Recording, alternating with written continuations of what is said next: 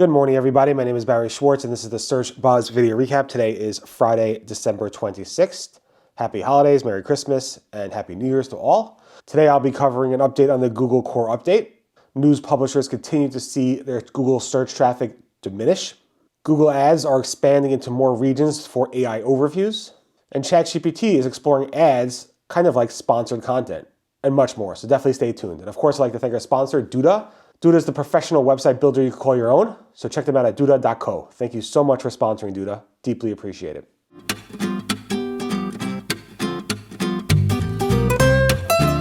Okay, so this core update is still technically rolling out, although the volatility over the past few days has been very calm. According to all the tool sets, and the chatter is completely non-existent, but we did have a huge spike on Saturday, a week ago Saturday. So on December 20th, there was a significant spike. So we had two significant spikes with this Google Core Update so far, the Google December 2025 Core Update. One was on one was announced on December 11th, and we had a big core volatility spike around December 13th, and then around December 20th. I'm expecting this update to finish probably this week. I would suspect before New Year's, but again, I don't know exactly when it's going to finish. If I had to guess, probably Tuesday, but again, that's just a guess. And then we have some data from NewsDash, from John Chiata's NewsDash, that basically looks at the distribution of traffic across all Google services, Google Search, Image Search, the News tab, Discover, and so forth, and tells people where their traffic is coming from across news publishers. They just track news publishers. And according to this data, if you look at the chart, you'll see that in 2023, web search made up about 51% of their distribution of traffic across Google services for news publishers. And now that's down to 27%, about 25-point difference. It's huge, about half. But if you also look at the distribution, you'll see that their Discover traffic was at 37% back in 2023. And now it's up to almost 70%, 67.5% this past quarter. So a lot of news publishers are getting more of their traffic from Discover these days, which is super scary, than the web search tab, which is, again, makes sense. Now, I don't have the raw numbers, but you can see that distribution where web search is much more stable as a traffic driver to news publishers, Discover is not, and that's kind of a scary thing for news publishers. Another report, this one from GMB API, the folks over there, posted some data showing that over this year, Google has deleted more local reviews in your local listings than ever before. It's very significant. They said the reviews deletions are accelerating. 5-star and 1-star reviews are the most affected by this. In English-speaking markets, positive reviews are disproportionately removed. And in Germany, the legal takedowns are erasing negative reviews at scale. And they have these charts showing that progression of review deletions over time. Again, this is from GMB API, so definitely take a look at that. Again, nobody's surprised by this. We've been noticing this over the past year or so, and it definitely is nice to have that charted.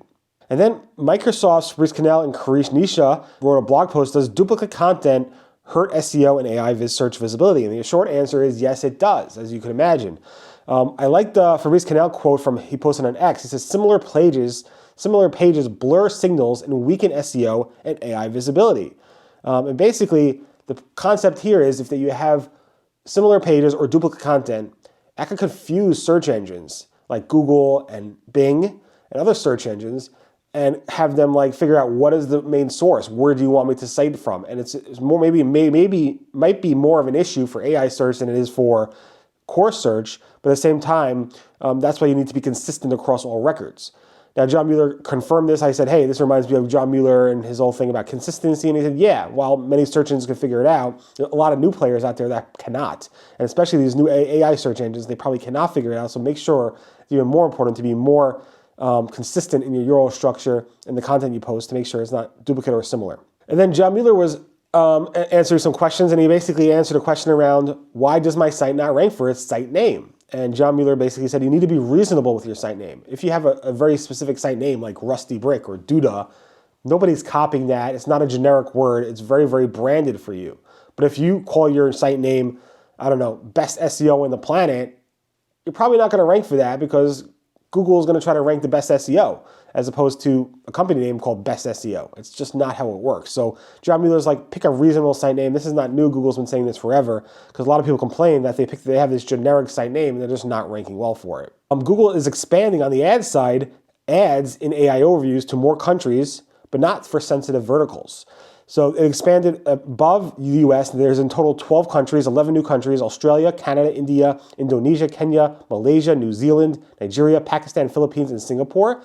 But Google also said they're going to go ahead and restrict this, or they currently do not show ads in AI overviews for sensitive verticals, specifically like adult, alcohol, gambling, finance, healthcare, politics, and more sensitive verticals. So keep that in mind. You probably won't see ads for those types of verticals. Also, Google Ads on the MCC account level, where you like our advertiser account level, they're now showing channel performance reporting in those reports. Beforehand, MCC accounts were not able to see the channel performance reports. Now they can. This is spotted by Mike Ryan, who noticed this on a number of accounts. It's not available everywhere yet, but it's rolling out to a bunch of MCC accounts now.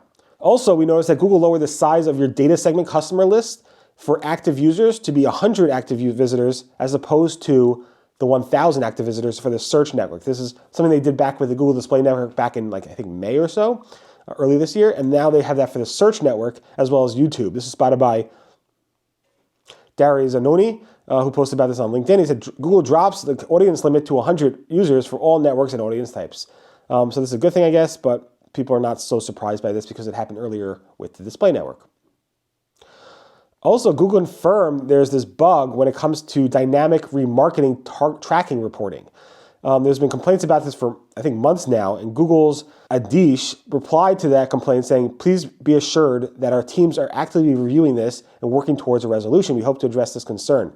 Again, this is going on for a long time. If you are doing any tracking related to dynamic remarketing, you may have a bug where you're not actually just able to track it properly.